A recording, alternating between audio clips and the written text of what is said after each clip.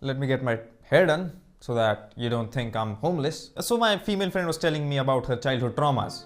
And one of her childhood traumas was that she had very big boobs as a 14-year-old. And I was a classmate. I can vouch for that statement. I'm a proof, I'm a witness. Those were some big boobs. Those were big boobs, alright? Anyways, so her trauma was that everybody used to stare at them. Now she could see them staring at her boobs, but they could not see that she could see them staring at her boobs. Anyways, this was her trauma, and as soon as I hear this, I stop her. I'm like, shut up, bitch. What do you know about traumas? That is nothing, alright? Because at least no one dared to touch them, right? Correct me if I'm wrong. And she was like, no, yeah, you're right. No one touched them. And I was like, look, listen. I was a fat 14-year-old boy when I was in school. I had man boobs. I've had my boobs touched by boys, girls, and even my teachers. This one time, a PT teacher flicked one of my boobs just to see how it jiggles. And I was in a tight jersey when he did that to me. That too in front of the whole class. Since then, everybody has been laughing at me. I've been a class clown. I do comedy since. I've had my classmate treat my man boob as a tap. You know, they used to hold their hand cup right here. Their hand cup is filling with milk, imaginary milk. Then they used to drink it. And then they used to honor my imaginary milk like this. I've had my imaginary milk from my boob honored by all my class when I was 14. So you don't get to brag about your traumas when you were 14. Whenever I used to run, my nipples used to hurt. Because all the weight of those big man boobs used to fall on those tiny little brown spots that we call nipples. And sometimes blood used to come out of there. I've had my boobs pinched by so many strangers that I have a phobia for the word stranger. I cannot watch Stranger Things because there is stranger in that name of that series. I'm here missing out on such a great jewel, Stranger Things, because I hate that word. And you're bragging about your trauma? You don't get to brag about your trauma, bitch, shut up.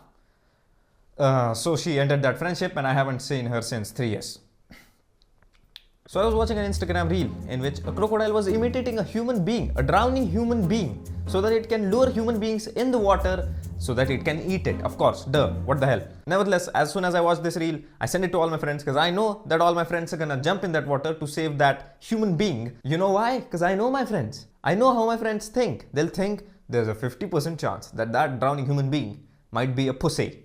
And if I save that pussy, I might get some pussy. That's basically dude math. I don't know how we conclude that shit, but that's what it is. So I don't want to be the one guy who is giving funeral speeches at my friend's funerals. No, I don't want to go, my friend jumped in the water for doing a very righteous pussy. Righteous task, excuse me.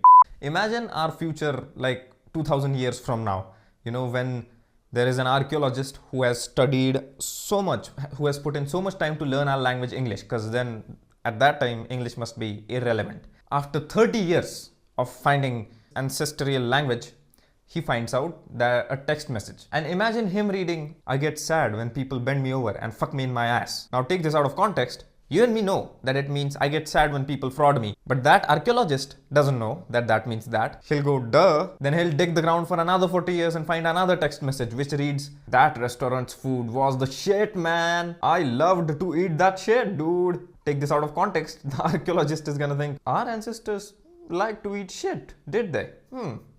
Interesting fact. Today's language that we use. I blame the hip-hop scene for this, you know. This shit, that shit. Here's my blood. What? So listen up, this is an interesting story. So a guy walks in a bar and he walks up to the stool of the bar, he sits on it. The bartender asks him, what do you want? He says, margarita please. So the bartender makes him a margarita. This man drinks that margarita and then he leaves the bar. That's the end of the story. Thank you for listening.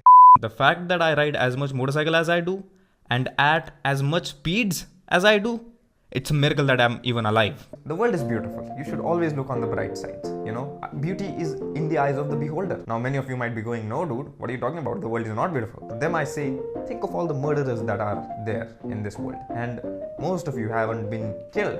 I mean, all of you who are watching haven't been killed. You haven't been murdered. So the world is beautiful. Think of that whore in your neighborhood who has not become a psycho and killed you. The fact that she has taken all that cock she has and hasn't already gone psycho and killed you tells me that the world is beautiful. Hey guys, I think you should shit every day. Like, shitting is good for you.